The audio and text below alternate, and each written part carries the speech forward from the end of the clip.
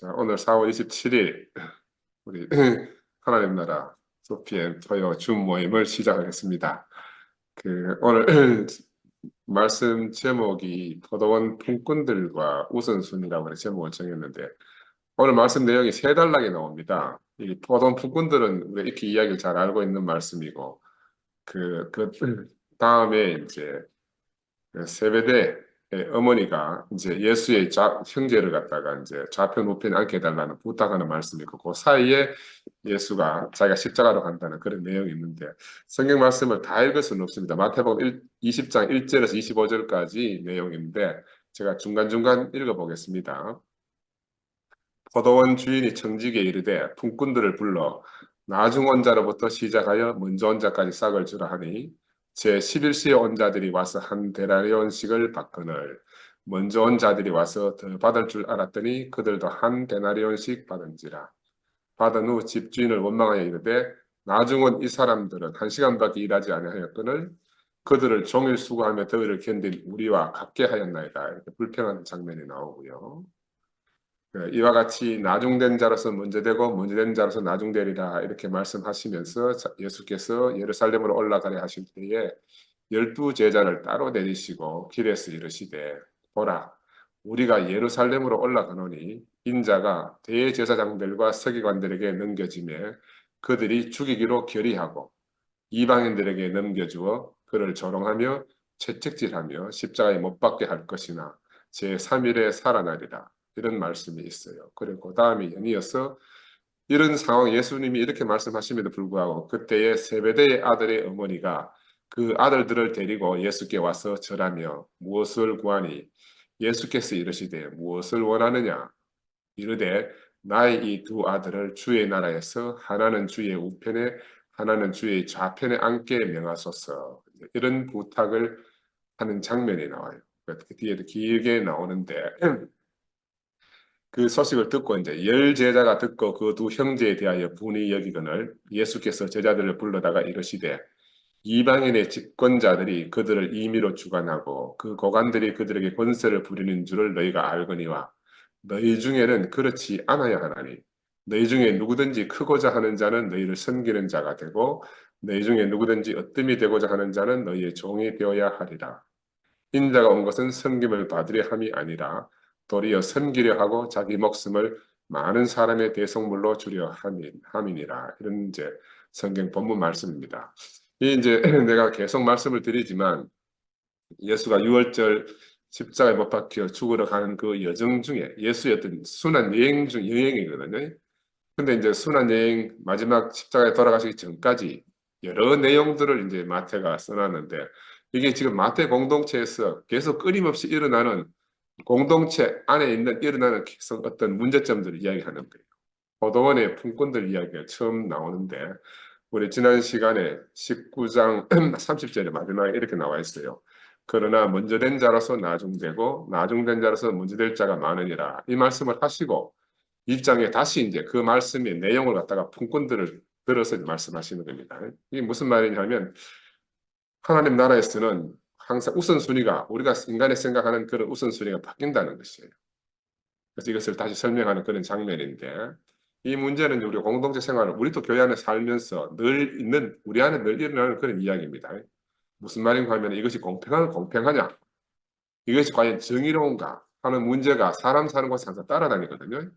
우리 인류가 공동체 생활을 시작하면서 늘 이런 문제가 따라다닙니다. 지금 우리나라도 마찬가지고 그래서 이런 것들을 위해서 정치가 있고 또 정치를 하면 협상이 있고 이렇게 하는 겁니다. 정치라는 건 뭐냐 하면은 곧 잘 분배하는 게 정치를 잘 하는 거잖아요. 그죠? 정치는 그 분배의 문제로 비결이 되고 결국 겉으로는 가진 자의 것을 덜 가진 자에게 분배하는 것 같은 모습이죠. 우리나라 같은 민주당은 어떤지 가진 자의 것을 뺏어와서 덜 가진 자에게 나눠주자. 이게 이제 정치죠. 또 이제 우리 뭐 국민의힘은 또 반대고. 근데 실상은 법이라는 건요. 항상 더 많이 가진 자를 보호하기 위해서 만들어졌어. 법이 참 만들어질 때 법의 원래 목적이 많이 가진 자가 자기를 보호하기 위해서 법을 만드는 거라. 법이라는 게 그런 건데 이걸 이제 세상 살면서 모순이 많이 생기잖아요. 이런 걸 우리가 알아야 되고 결국 우리가 사는 공동체는 이런 사회 안에 있기 때문에 우리 지금 투표형 공동체도 마찬가지고 크게는 이제 우리 하나님 나라의 공동체가 모두가 다 이 대한민국이라는 사회 안에 존속하잖아, 그렇지? 그 사회의 규칙이나 법을 따라야만 하는 그런 문제가 늘 발생하게 되는 거라. 그래서 이런 것들이 이제 그래서 이제 뭐 다른 놀라운 분들이 계셨잖아요. 그중에서 이제 이런 문제를 가지고 제레미 벤담이라는 사람이 있어요. 제레미 벤담 들어보셨겠지만 최대 다수의 최대 행복. 정치라는 것은 공리주의인데 가장 많은 사람에게 가장 많은 행복을 줄 수 있도록 이렇게 하는 게 가장 좋은 것이다. 이제 얼핏 들으면 맞잖아. 가장 많은 사람이 가장 행복하도록 하자. 이게 정치란 말이에요, 정치. 이 가장 많은 사람들에게 가장 많은 행복을 주는 거예요. 공리주의의 목표를 할 수 있는데 이제 거시적으로 보면 너무너무 당연한 말이에요. 그런데 문제는 뭐냐면은 그 최대 다수에 속하지 않는 누락된 소수가 항상 있는 거야. 그러면 누락된 소수를 어떻게 할 것인가 하는 문제가 남잖아요. 그래서 요즘 우리가 살아가는 현대 사회는 이 복지 문제가 가장 제일 큰 화두로 떠올랐습니다. 화두. 그런데 우리 항상 시끄러울 때 저 11시에서 복지 문제 가지고 한참 시끄럽게 했죠. 교회는 복지를 실행하는 곳이 아니다고 한창 떠든 적도 있어요. 하여튼 남겨진 자들에 대한 문제가 늘 우리 사회를 시끄럽게 하는 거라. 그러니까 약한 자, 가난한 자, 남겨진 자들. 근데 이제 이런 명목상으로는 이 남겨진 자들, 가난한 자들, 이제 이런 사람을 돕는다면서 또 갈취하는 사이비 공리주의자들이 또 정치판에서 판을 쳐요. 우리 뭐 알다시피 막 저 위안부 어머니들을 갖다가 위안답시고 횡령하고 막 자기는 국회의원이 되고 하는 이런 사람들도 있잖아, 그죠? 그래서 이 또 이런 이제 사회복지라는 것들이 이제 부작용으로 사회적 지원을 받기 위해서는 노동을 하면 안 되는 거라 우리나라는. 우리가 보호 대상 일종이 되면 노동하면은 보호 지원금 받는 게 다 없어지거든. 그 지원금을 받을 수 없기 때문에 노동을 안 해, 할 수 있어도. 그러니까 이제 어떻게 보면 정치라는 게 일하지 않고 사는 사람들을 양산하는 이런 부작용이 많은 거라. 실제로 보면은. 이게 참 어려운 문제죠. 어려운 문제라. 그래서 이제 한편으로는 경제적 부를 창출하는 경제인들은 막 비난하잖아요. 돈밖에 모르는 버러지다. 비난하면서 또 그 돈 많이 버는 사람들 부를 갈취해가지고 또 나머지 가난한 사람들 나누어 준다고 하면서 또 빙딱하기도 하고 이게 세상이 이제 그리 참 요지경이지 요지경. 사람이 하는 일은 늘 이렇습니다. 우리가 세상에 살면서 한쪽 문제를 해결하면 또 다른 문제가 불거지기도 하고 우리 이제 이런 문제가 좀 큰 우리 의사들 사이에서는 큰 문제인데 소아과 오픈런이라는 것 때문에 뭐 요즘 엄마들이 막 아침에 직장 가야 되니까 빨리 막 새벽같이 가서 애 빨리 진료보고 직장 가야 되니까는 막 아침 일찍 가서 막 의료보험 카드를 막 쌓아 놓잖아요. 근데 이걸 해결하겠다고 이제 참 머리 나쁜 대통령이 엉터리 좌파 공리주의자들하고 힘을 합쳐가지고 지금 우리 대한민국 의료를 붕괴시키고 있습니다. 우리 교회 형제들이 아마 이런 문제가 뭐 어떤 건지 잘 모르지만 멀쩡하게 근무하던 응급소아과 교수들이 다 사직하게 됐고 우리 아들처럼 신경외과 이제 응급하는 환자 보는 이런 선생님들이 지금 다 사표 쓰고 나가는 거라. 흉부외과도 마찬가지고. 정말 5분 대기조로 근무하는 이런 성실하고 건면하고 어떻게 보면 돈하고 전혀 상관없는 이런 교수들을 갖다가 다 돈벌어지로 내몰아가지고 지금 대한민국 의료를 망치고 있잖아요. 그러니까 인간 세상에서 뭘 만들어내는 것들, 인위적으로 뭐 하는 것들은 하여튼 한쪽으로는 좋으면 한쪽으로는 또 좋지 않은 문제가 막 생겨요. 이게 이제 사회생활하면서 어쩔 수 없이 일어날 수 있는 문제인데 아까 말한 공리주의자의 벤담은 우리가 어떻게 보면 최대 다수의 최대 행복을 하니까 야, 이 사람 참 훌륭한 사람 생각이 들잖아요. 근데 이 사람이 평생 해서 했는 게 뭐냐 하면은 교도소 짓는 일이라 교도소. 예? 여러분 교도소 알아요? 이 최대 다수의 최대 행복이라는 이런 원리를 가지고 어떻게 하면 가장 적은 교도관을 투입해 가지고 가장 많은 죄수들을 감시할 수 있겠나? 그래서 여러분 영화 같은 데 보면은 감시탑 한 군데서 360도 뺑 돌아가면서 서치라이트 쫙 비춰가지고 감옥을 비추고 보잖아, 그지? 그 감옥소에서는 감옥에 있는 죄수들은 교도관을 볼 수가 없어. 교도관이 좀 컴컴하니까. 그리고 감옥소에 있는 죄수들은 환해. 그래 위에 망대에서는 죄수들은 하나같이 다 행동을 볼 수가 있고 죄수들은 망대를 볼 수 없는 이런 구조를 제레미 벤담이 평생을 거르쳐서 만들었어요. 그래서 가장 좋은 생각을 가지고 이런 놀라운 이런 감옥을 구성했다. 이게 또 하나의 또 재미있는 에피소드라. 공리주의적인 관점에서 가장 효율적인 감옥을 만든 사람입니다. 그러나 하나님 나라는 세상에서 잘 돌아가는 것에 관심이 있는 게 아니다. 세상 나라에 속하지 못한 이들을 위해서, 바로 남겨진 자들을 위해서 예수가 아버지의 나라를 가지고 우리에게 찾아왔잖아요. 그리고 지금 제자들 앞에서 하나님 나라의 우선순위가 무엇인지를 갖다가 말씀하고 계신 거라. 그러니까 세상의 상식, 세상의 공평, 세상의 정의 같은 것으로는 도저히 이해할 수 없는 하나님 나라를 지금 제자들에게 말씀하고 있다. 이렇게 우리가 알 수가 있습니다. 그래서 이 다양한 시간대에 온 품꾼들을 어떻게 대우해야만 하는가? 그럼 하나님의 것을 하나님 뜻대로 마음대로 사용할 수 없단 말인가? 그래서 예수의 추종자들, 이 제자들은 그동안 상식과 어떤 공평, 이런 낡은 질서의 가치, 늘 있어왔던 세상의 가치를 이 가치에 얽매여서 우리 공동체도 계속 가야만 하는가, 이런 문제가 지금 현실적으로 대두하고 있는 거예요. 아니면 정말로 예수가 말하는 어떤 새로운 가치관 안으로, 세상의 가치관과 전혀 다른 새로운 가치관 안으로 우리가 옮겨져야 하는가 하는 이런 딜레마 속에 공동체 생활을 하고 있다. 이건 우리 안에서도 마찬가지입니다. 우리가 깊이 잘 못 느끼지만 이런 게 우리 안에도 그대로 있어요. 그래서 이에 대한 내용이 이제 마태복음 20장에 쭉 나오는 말씀들인데, 이 먼저 온 자는 불평하게 돼 있고 나중 온 자는 감사한다.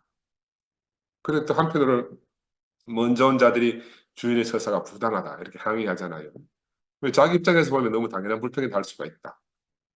그러나 또 주인의 입장에서도 잘못이 있다고 말할 수가 없잖아요. 주인은 주인이 내 걸 내 맘대로 하는데, 그지? 자기 것을 자기 맘대로 못할 이유가 없잖아, 그지? 이렇게 잘잘못은 서로의 입장에 따라서 달라질 수 있는 거라. 그래서 정의가 뭐냐, 공평이 뭐냐 하는 이런 문제로 또 철학 강의들이 있잖아, 그지? 그래서 문제는 뭐냐 하면은 먼저 온 자들이 자기의 첫 자리를 잊어버렸다는 거예요. 품꾼으로 일할 수 있었던 것에 대한 감사가 없어져 버렸어. 그 삭삭을 받을 때. 나중 온 자들은 자기들의 공로에 비해서 대우가 과분했기 때문에 당연히 감사하지. 근데 먼저 온 자들은 나중 온 자들에 비해서 품삯이 적다는 거라. 일하는 내용은 많았고. 불행은 바로 이제 이런 비교에서 생기게 되고, 자기의 첫 자를 잃어버릴 때 찾아오는 거라. 우리도 마찬가지입니다. 우리의 불행이 어디 서 있는가? 누구와 비교하게 되고, 내 첫 자를 잊어버리면 우리는 금방 불행해진다. 그래서 우리 인생이 왜 불행해지냐? 바로 이 비교 때문인데, 요즘 젊은 세대가 우리가 살아온 우리 세대보다 더 불행해요. 왜냐하면 요즘 SNS를 통해 가지고 전 세계에 정말 잘 나가는 사람들과 다 비교하잖아. 그러니까 그 불행의 강도가 우리는 상상할 수가 없어. 너무너무 그 강도가 크고 엄청난 거라. 왜? 최고하고 비교하니까. 야, 그래서 비교가 없이 살 수 있는 곳이 어딘가? 아무리 적은 공동체라도 비교가 없을 수가 없어요. 그지? 그 하나님 나라 외에는 이런 비교가 없을 수 있는 곳이 없는 거라. 인간이 사는 세상에서는 답이 없다. 결국 우리의 영원한 안식처는 비교는 없고 감사만 있는 곳. 아멘. 바로 예수가 우리에게 전해준 하나님 나라 이외에는 답이 없다. 이렇게 말씀드릴 수가 있습니다. 오늘 그래서 본문에서 주인은 먼저 온 자나 나중 온 자나 한 달란트를 주겠다고 약속하고 그대로 시행했잖아요. 왜냐하면 그 주인의 의지라, 그들의 공로가 중요한 게 아니고 그 자기들의 공로를 싹 무시한 거지. 그지? 하나님 나라는 바로 우리의 공로가 필요 없는 것이다. 이게 우리가 꼭 기억해야 되는 거예요. 우리가 하나님 나라를 세상 나라와 똑같다고 생각하기 때문에 이제 엎치락뒤치락 우리가 하게 되는 거예요. 우리의 공로가 인정되는 곳에서는 늘 불평이 있고 불만 있고 불화가 있을 수밖에 없어요. 하나님 필요만 중요한 곳이 바로 하나님 나라다. 이곳에 와야 우리 인생의 모든 문제가 끝나고 오직 감사만 남게 됩니다. 이곳에 와야만. 농부는 일꾼이 필요하잖아요. 일꾼은 또 일터가 필요하잖아요. 농부는 일꾼이 필요했기 때문에 어떤 일꾼이든지 중요하지 않고 일꾼이면 되는 거예요. 언제든지 자기 농장에 와서 일해주는 사람을 고맙게 여기는 거예요. 그리고 그러니까 누구든지 한 데나리온씩 주겠다는 거예요. 아까워하지 않고. 먼저 온 사람이나 나중 온 사람이나 다 한 데나리온씩 주겠다는 거예요. 그런데 먼저 온 일꾼들은 일을 주는 사람이 없었을 때 자기들이 실업자였다는 사실을 까마득하게 잊어버리고 일을 받은 후에는 자신들의 수고만을 생각했기 때문에 불평하게 되는 이런 문제가 생기는 거예요. 그래서 사실 살펴보면 이른 아침부터 농부를 만나서 농장에 들어온 이 사람들은 맨 나중에 들어온 사람들에 비해서 오히려 많은 복을 받은 사람들이잖아요. 왜냐하면 일찍 농부를 만나지 못했으면 하루 종일 실업자의 불행을 뒤집어 쓰고 그 불행하게 살았을 거 아닌가. 근데 아침 일찍부터 주인을 만나가지고 일찍부터 일하러 왔으니까 얼마나 감사해요. 아멘. 어? 그 세상관념으로는 일을 많이 하고 품삯을 적게 받는다면 좀 억울할 수가 있는데 비록 실업자의 생활이 저주스러워 할지라도 세상은 이런 생각이 팽만 하잖아, 그죠? 품삯을 받지 않거나 부당한 대우를 받고도 일이 좋아서 하는 사람은 아마 드물겠죠. 근데 우리가 알듯이 이 내용의 이 말씀은 바로 하나님 나라, 천국을 비유하는 것이기 때문에 주인은 하나님이고 하나님 나라에서는 하나님을 따르는 것, 그분을 섬기는 것, 그분을 위해서 모든 것을 잃는 것, 그 이상의 다른 보상이 없다는 것. 그죠? 우리가 이것을 꼭 기억해야 됩니다. 그죠? 우리 교회도 그렇잖아요. 우리가 처음에 나중에 이제 뭐 교회가 생기고 나서 5년 뒤에 온 사람도 있고 10년 뒤에 온 사람도 있고 뭐 30년 뒤에 온 사람도 있고 40년 뒤에 온 사람도 있는데 교회가 너무 좋으니까 나는 왜 그때 뭐 부름을 입지 못했을까 막 이런 소리 하잖아요. 그지? 그냥 그 누림은 30년 전에 온 사람이나 지금 온 사람은 똑같은 누림인데 이상하게 우리는 그 비교하는 게 있는 거야. 야, 내가 그때 왔으면. 그지? 그래서 하나님 나라는 세상과 다르다는 걸 꼭 기억해야 된다. 우리가 모든 것을 버리고 주님을 쫓았으니까 그 나라에서 무엇을 얼마나 받겠느냐 하는 제자들이 생각이 한심해서 예수님은 모든 것을 버린 자는 더 많은 것을 버린 자는 더 많은 것을 받겠지만 그러나 먼저 된 자로서 나중되고 나중된 자로서 먼저 될 자가 많다. 그 이제 또 뜬금없는 말을 하시는 거야. 왜 하나님 나라는 너희가 생각하는 것과 다르다. 많이 버렸다고 많이 받고 뭐 적게 버렸다 적게 이런 세계 아니다는 걸 천국은 어떻다 하는 걸 지금 비유로 말씀하시는데 도대체 알아들을 수가 없는 거라 제자들이. 그래서 천국은 우리 사람의 생각과 우리 상식을 초월해서 그 너머에 있다 이렇게 말씀드릴 수가 있어요. 그래서 우리의 모든 것을 내려놓고 보아야만 볼 수 있는 곳이다. 우리의 것이 조금이라도 있으면 천국을 알 수가 없는 거예요. 그래서 이제 구약에 보면은 유대 역사에서 가장 매혹적인 두 사람이 있습니다. 우리가 잘 아는 사람 요셉, 요셉이 애굽의 총리 대신 요셉이 있고 또 모세가 있습니다. 이 두 사람 다 근데 보면요, 둘 다 장남이 아니라 요셉에게는 위로 10명의 형이 있었잖아, 그렇죠? 모세에게는 또 형 아론이 있었습니다. 또 모세는 입이 두네요. 형 아론은 달변가라고 할 수 있는데 근데 신기하게도 하나님은 이 나중된 자, 바로 이 둘을 비이 쓰신 거라. 그 앞에 있는 먼저 온 자들 안 쓰고, 달리 말하면 먼저 된 자가 아니고 나중된 자를 할 수 있는 이 사람들을 장자권이 없던 요셉과 모세였지만 하나님의 은혜로 말미암아 택함을 입었어요.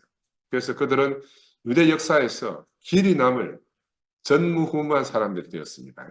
이게 나중된 자로서 먼저 된 사람들의 어떤 표본이다 이렇게 말씀드릴 수가 있고 이런 입장에서 성경을 쭉 보면요 가인에 대한 아벨 대신에 셋, 에서를 대신한 야곱, 이세의 막내 아들 다윗, 또 이제 다윗의 10번째 아들 솔로몬이 장남이 아니에요.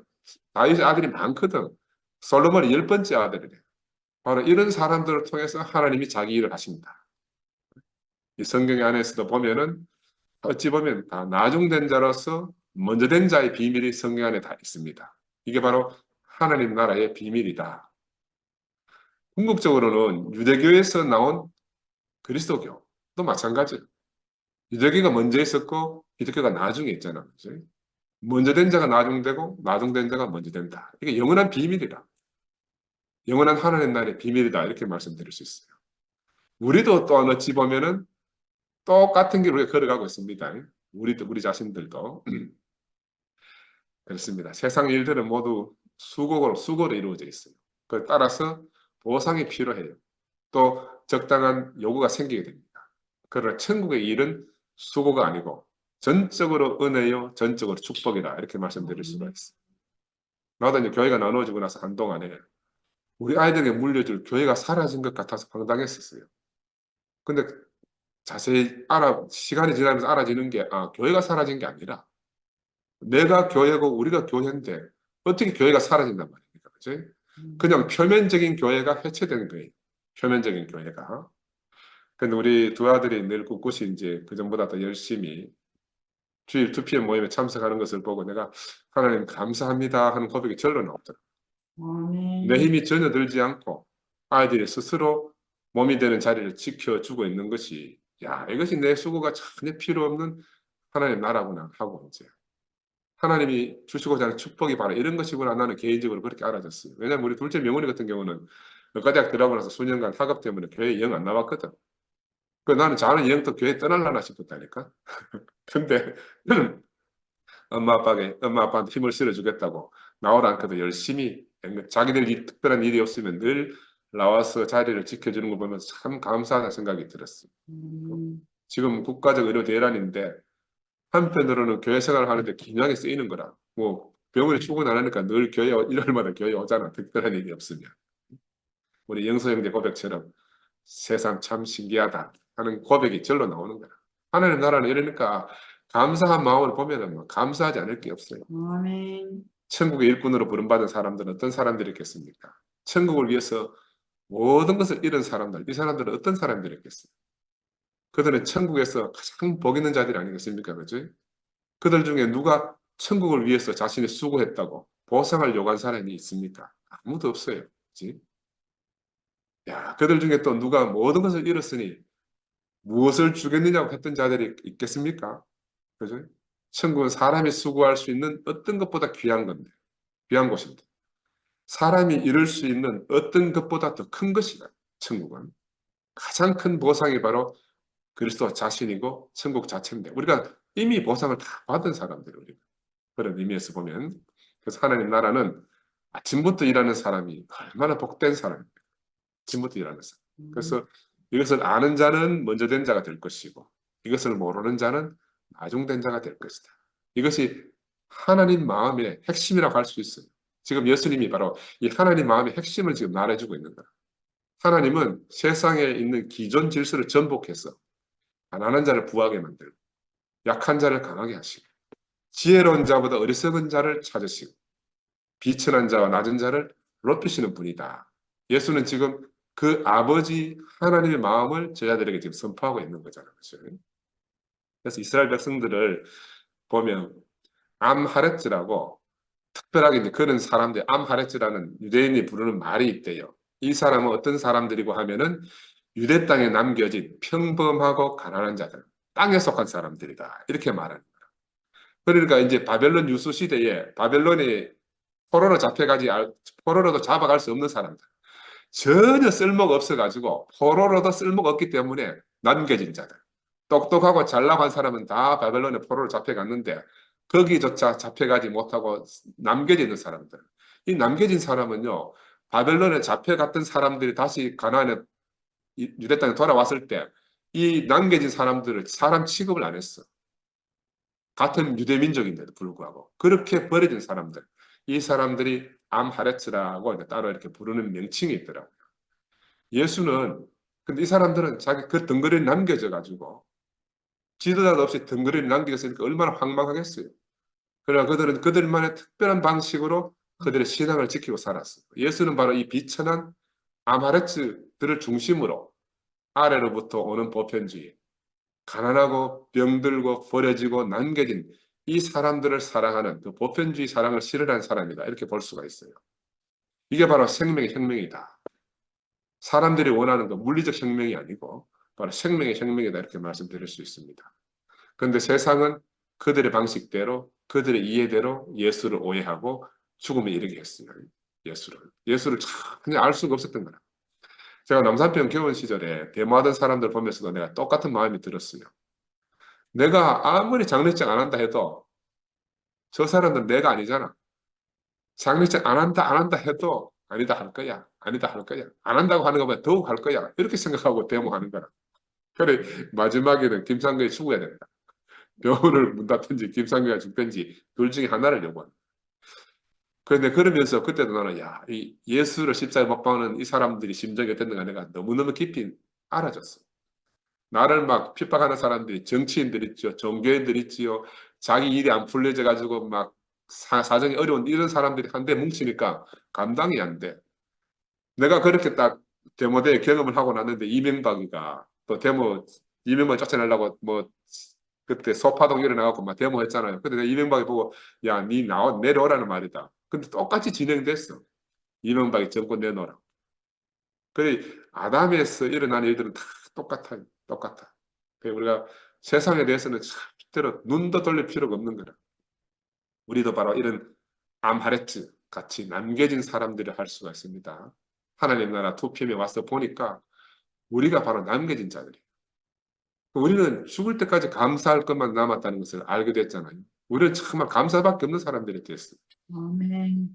우리 2PM은 가을거지가 다 끝난 보아스의 밭 같은 그런 것 같다. 제가 생각이 들었어요. 주인 보아스가 곡식을 남겨준 밭 같은 가난한 사람들이 와서 걷어가서 양식을 하도록 남겨둔 양식처럼 우리가 어찌 보면 유대의 남은 자다. 이렇게 말씀드릴 수가 있는 거예요. 이 룻은 결국 보아스의 아내가 되어서 다윗의 정조 할머니가 되잖아요. 나중된 자이지만 모든 것을 다 잃었지만 한 사람 시어머니 나오미를 따라서 갈 곳 없는 정말 비천한 여자잖아. 그치? 처음 신랑은 잃어버렸어요. 그러나 영원한 신랑을 만난 사람이 되었습니다. 바로 이 사람이 바로 우리라. 얼마나 감사한지 모르겠어요. 우리에게 격려가 되는 본이 된 사람이다. 룻은. 그래서 이렇게 이제 먼저 혼자 나중 혼자에 대해서 이야기를 했는데도 못 알아들으니까 주님이 답답했어. 자기의 죽음과 부활을 세 번째로 이루는 장면이 중간에 나오는 거라. 도무지 알아듣지 못하니까 할 수 없이 자기 길을 말할 수밖에 없어요. 나는 내가 갈 길이 이렇다. 예수의 십자가로 여행. 그러면서 자기는 제자들이 따라오긴 따라오는데 뭐 하러 따라오는지도 몰라 하여튼 자기가 가는 길을 알지 못하고 지금 따라오는 거라. 따라오면서 막 누가 크니 하고 싸움이나 했었고 막 이 자리 좋은 자리에 돌라고 하니까 그래서 아마 제자들은 이 조롱과 매질과 십자가의 처형에 관해서 들을 준비가 참 되어 있지 않다. 거의 뭐 동문서답 하는 거지, 동문서답. 그러니까 보상을 원하는 사람들에게 예수님은 자신은 예루살렘에 올라가서 제사장과 장로들과 서기관들에게 핍박을 받고 십자가에 못 박힌 바 되고 제3일에 살아날 것이다. 이렇게 말씀하시잖아요. 예수와 예루살렘으로 가는 길은 영광 받으러 가는 길이 아니잖아요. 죽임 당하러 가는 길이란 말이야. 죽임 당하러 가는 길. 그렇지만 자기는 죽임을 당하겠지만 전적으로 하나님에 의해서 다시 살 것을 기대하는 그런 삶을 살고 계신 거라. 그러니 하나님 나라 천국은 도저히 이 산술 계산으로는 우리의 수지 타산으로는 예측할 수 없는 곳이다. 그래서 우리는 단지 따를 만한 분위기에 모든 것을 버리고 온 곳이잖아요. 그죠? 불러주심이 감사해서 일하는 곳이 천국이다. 그 외에는 아무것도 모르는 거라 사실은.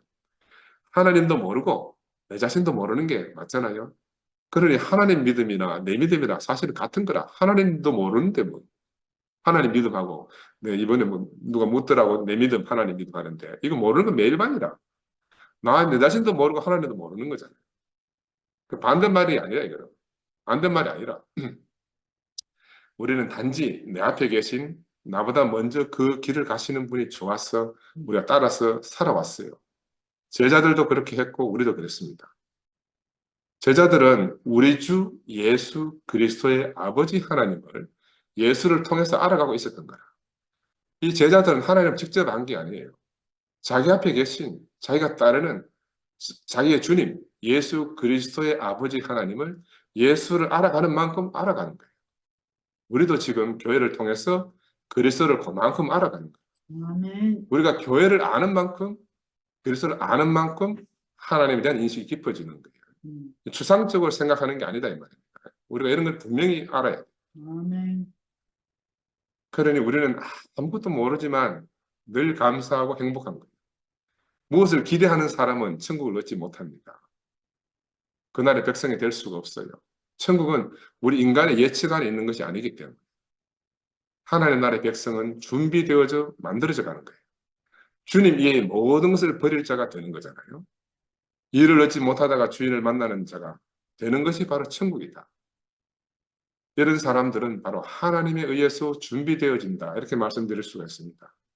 우리 중에 누구도 오늘 이 자리에 스스로 준비해서 온 사람은 한 사람도 없잖아요. 다 주님이 부르셔서 우리가 여기 온 거라. 주님은 또 이런 사람들을 부르시려고 우리에게 오셨어요. 그분 자신도 또한 하나님에 의해서 모든 사람을 위한 본으로, 모든 사람의 왕으로 준비되어져 가고 있는 중이라. 준비되어져 가고 있는 중이에요. 그래서 예루살렘으로 올라가는 길은 준비된 제물로 하나님께 드려지기 위한 길이야.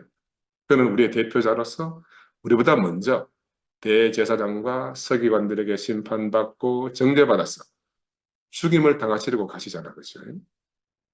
우리도 모두 종교와 세상에서 죽임을 당하고 하나님으로 말미암아 제3일에 살아나야 됩니다. 이스라엘은 그들의 종교와 그들의 세상 때문에 하나님의 표현인 아들을 영접할 수가 없었어요. 그들은 오직 그들의 종교가 너무너무 중요했고 그들이 살고 있는 그들 세상이 너무너무 중요해서 그것 위에는 아무것도 없었는 거라. 하나님보다도 하나님을 믿고 섬기는 종교가 더 중요했기 때문에 하나님 예수, 하나님 아버지를 품고 온 예수를 버리고 그들의 종교 유대교를 택했잖아요. 예, 그래서 예수는 우리보다 먼저 우리의 대표자로 죽임을 당하러 가는 왕이었다. 왕은 우리의 대표자를 할 수 있잖아요. 그렇죠? 종교 안에서는 인간을 찾을 수가 없습니다. 그래서 예수는 우리를 대표해서 그 종교 안에서 끝난 분이다. 종교가 얼마나 무서운가 우리가 깊이 인식해야 돼요. 그래서 종교는 뭔가? 인간이 끝나는 곳이 종교라 할 수 있습니다. 종교의 심판 앞에서 살아남을 자는 아무도 없다. 하나님 이름을 가지고 심판하는 자리에서 살아남을 자가 누가 있겠어요? 예수만큼 선한 이가 없었고 예수만큼 하나님을 표현하는 사람이 없었지만 예수도 죽임을 당하는 것이 바로 종교라 할 수가 있습니다. 그래서 이 종교는 인간을 끝내는 것이다. 오직 신만 있고 인간은 완전하게 정죄되는 것이 종교라 할 수 있는데 우리도 거기서 끝나야 됩니다. 우리도 거기서 끝나야 돼요. 지금 거기서 끝나지 않으면 계속 이런 문제가 반복이 된다. 우리도 종교 안에서 끝나야 돼요. 우리가 살고 있는 이 사회는 종교의 율법과 도덕으로 지탱됩니다. 도덕으로. 선과 악이라는 것은 결국 윤리 도덕 안에서 생겨난 것이잖아요. 그렇죠? 근데 우리가 아무리 윤리적이고 아무리 도덕을 잘 지킨다 하더라도 종교 앞에 가면 윤리 도덕은 무용지물이 되는 거야. 무용지물이 돼요. 우리가 지금 그걸 두 눈으로 보고 있습니다. 우리가 지금 살아서 이 현상을 눈으로 보고 있어요. 우리가 깊이 인식하지 못해서 그렇지 바로 이런 일이 지금 우리 앞에서 벌어지고 있는 거야. 갓난아이도 남김없이 죽이는 진노하는 하나님을 만나면 살아날 자가 아무도 없습니다. 이게 바로 종교라. 그러니 우리의 선은 종교 앞에 가면 무용해지잖아요. 하나님에게 연락되는 선은 결코 없다고 성경은 말씀하고 있어요. 로마서에 보면 선을 행하는 자는 없이 음란이 하나도 없으며 하나님을 찾는 자도 없고 다 치우쳐 한 가지로 무익하게 되었다. 이게 종교의 실상이라. 그래서 인간이 끝난 자리, 이건 종교다. 자신이 선하고 선을 행할 수 있다고 자신하는 사람들이 있어요. 하나님을 찾을 수 있다고 생각하는 사람들이 있습니다. 하나님을 찾을 수 있다고 자신하는 사람들, 생각만 하는 게 아니고 자신하는 사람들이 있어요. 모두 종교 앞에서 심판받고 그 종교 안에서 끝내어지게 됩니다. 이 사람들. 예수는 가장 완전하게 선한 분이지만 가장 확실하게 하나님을 아는 분이었지만 종교 앞에 가서 악한 자로 참남한 자로 정죄받았어요. 그 죄값으로 십자가에 못 박혀 죽었습니다. 그래 누가 살아남을 자가 있겠습니까? 우리도 마찬가지예요. 아무도 여기 가면 살아남을 자가 없습니다. 우리는 살아남을 수 없다는 사실을 당연하게 받아들여야 돼요. 예수는 끝나야 할 우리 모든 사람의 가장 완전하고 확실한 대표자입니다. 아멘. 그래서 그는 우리의 주님이시고 우리의 왕이다. 그는 우리의 대표자라서 먼저 죽임당하러 가시는 왕입니다. 우리도 다 그 길을 가는 거라. 우리도 다 그 길을 갈 수밖에 없어요. 이제 예수는 이렇게 자기 자신을 선포하고 있는데 천국을 위해서 얼마를 버리면 얼마를 얻느냐, 얼마를 일하면 얼마를 싸구려 받느냐 하는 질문을 하는 제자들을 두고 예수가 답하게 나는 죽으러 간다. 나를 살리실 분은 하나님 뿐이시다.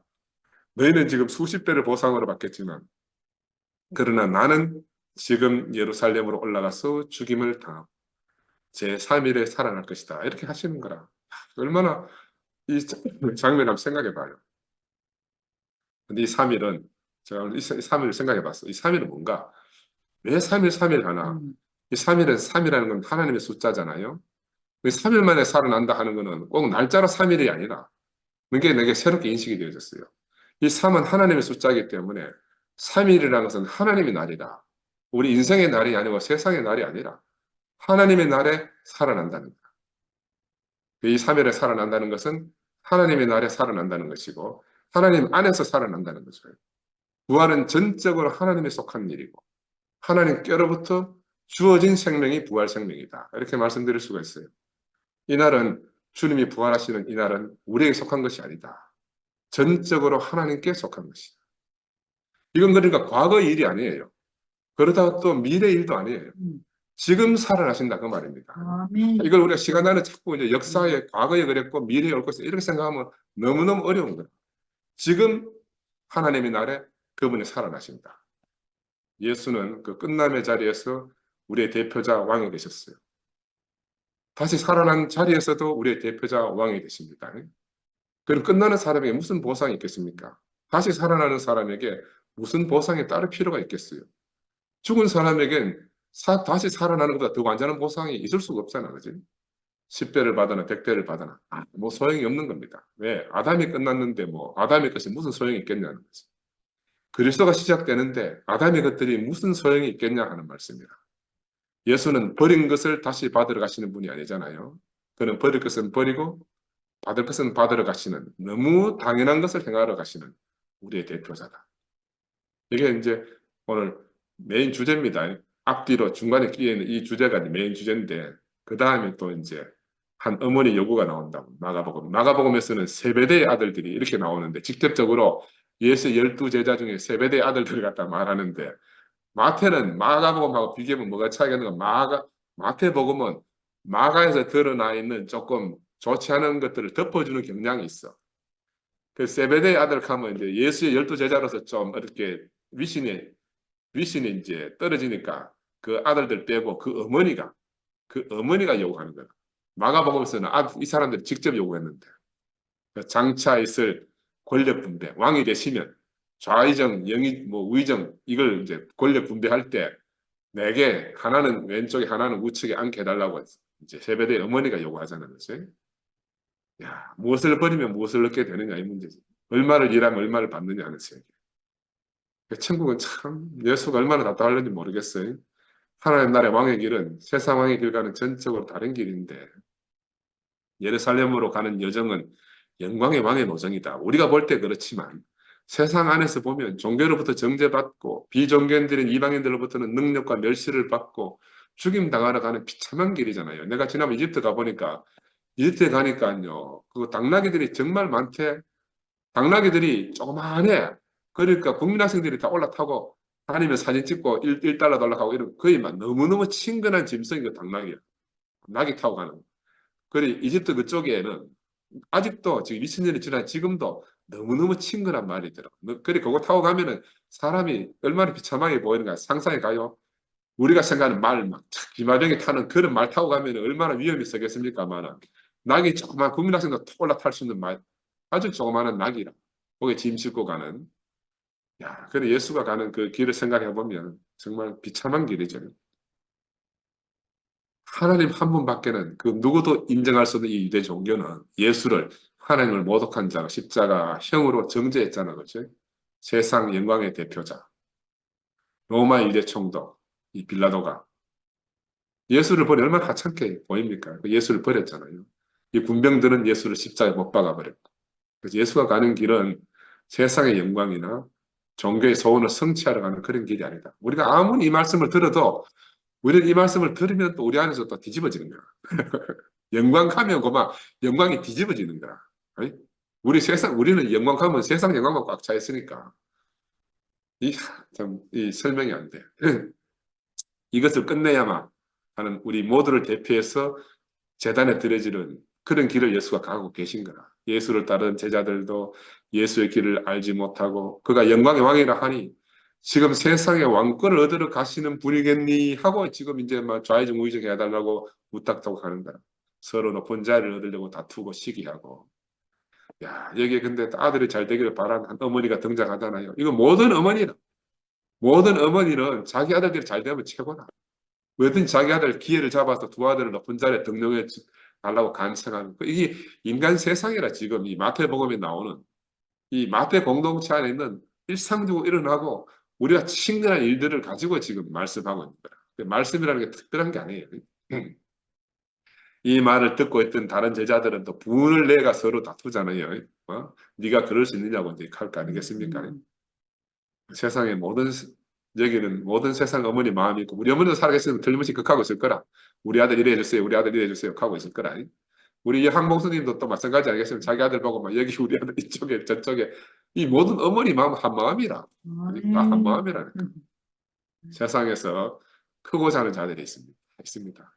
부탁하는 어머니도 있고 크고자 하는 제자들도 있고 다 예수 곁에 있어요. 따로 있는 게 아니라. 그러나 그들은 지금 서로 다른 것을 보고 한 자리에 있지만 서로 다른 곳을 향해서 동문서답하고 있는 이 풍경이 야, 참 봉숭아 학당도 아니고 바로 예수와 함께하는 사람들이다. 그래서 예수는 다시 자신이 받을 잔을 내가 이 잔을 내가 받는 잔을 너희가 알겠느냐 받을래 하니까 이 말도 역시 오해해가지고 예 우리도 잔을 마실 수가 있습니다 하고 막 즉시 대답하는 거라. 그 잔이 무슨 잔인지도 모르고 막 야, 얼마나 우리 주님이 답답해 하셨겠습니까? 우리 한철이가 웃는데 야, 예수는 우리의 왕으로 오셨어요. 우리의 왕으로. 그는 종교와 세상에서 끝난 사람들의 왕으로 오셨다. 종교와 세상은 타락한 인간의 소원과 본성의 총체적인 작품이 바로 종교와 세상이다. 타락한 인간의 소원과 본성으로 버무려져 만든 것이죠. 버무려져 만든 것이지. 선악과를 먹은 인간은 맨 처음 종교를 만들었어요. 다음엔 문명을 만들고 또 문화를 만들고 그것을 통해서 권력을 만들고 이것을 중심으로 지금 사회를 형성해서 우리가 이것을 세상이다 이렇게 말하는 거예요. 그리고 이 세상은 이 모든 것은 타락한 인간의 그에게 표현체의 덩어리다. 그렇게 말씀드릴 수가 있는가. 그래서 예수는 제자들의 기대가 드러날 때마다 자신은 십자가로 가서 죽고 다시 살아날 것을 말씀하고 계신 거죠. 하늘의 왕, 영광의 왕의 길은 사람의 생각과 얼마나 다른지 우리가 이 말씀을 통해서 깨달아야 됩니다. 아멘. 하나님 나라의 영광은 십자가의 길을 지나서 부활을 얻은 후에 오는 것이잖아요. 우리가 그것을 얻기 위해서는 예수와 똑같은 체험이 우리 안에 있어야만 되는 거라. 아멘. 그래서 바울은 그리스도를 위해서 내가 모든 것을 배설물로 여긴다 했습니다. 예수 부활의 능력을 알기 위해서 날마다 죽는다고 했어요. 그 하나님 나라의 영광은 바로 이 부활 생명과 함께 오는 것이기 때문에 그렇죠. 예수는 십자가의 잔을 받으시고 부활하심으로 영원한 왕국의 보좌에 오르신 분이잖아요. 우리가 알다시피 크고자 하는 자, 으뜸이 되고자 하는 자, 이 길은 바로 아담의 길입니다. 사단의 길이고 세상의 길이고 사단은 아담을 통해서 이 길을 잘 닦아놨습니다. 그러니 세상 어디를 가도 다 크고 으뜸이 되고자 하는 자들밖에 없어요. 심지어 낮아지고 겸손하고 섬기려 하는 속에서조차도 바로 이 원리가 그대로 작동하고 있다니까. 이 원리가 그대로 작동하고 있어요. 야, 그러니까 우리가 예수 가신 그 길 안에서 끝나지 않으면 도대체 이 비밀을 알 수가 없어요. 아멘. 모든 것이 끝나져야 되는 거야. 낮아지는 것도 끝나져야 되고 겸손한 것도 끝내줘야 되고 섬기는 것도 끝내줘야 되고 하나도 남김없이 끝내줘야 돼. 완전히 끝내줘야 돼. 예수가 가는 영광의 길, 영광의 왕의 길은 섬기는 길이고 종이 되는 길이며 우리의 대표자가 되기 위해서 가시는 길이지만 이것은 우리가 아는 섬기는 길, 우리가 아는 종이 되는 길이 아니란 말이에요. 완전히 끝나고 다시 사시는 분 안에서 생명의 법으로 일어나는 일이다. 말씀이 육신이 되어 우리에게까지 낮아져서 오셨고 인생으로 우리를 섬기러 오셨으며 십자가에서 우리의 대표자로 죽으셨고 부활 안에서 우리를 함께 살리셨잖아요. 또 성천하심으로 우리를 하나님 보좌 우편까지 높이신 분인데 이 예수가 우리와 함께 과정을 거쳐서 하나님 보좌의 우편에 앉으시고 영원한 왕의 영광의 왕이 되셨으니까 우리 모두의 왕이 되신 거 아니겠어요? 이런 세계로 부르신 주님을 찬양합니다. 아멘. 아멘. 오늘 주제가 세 개로 조금 나누어져 가지고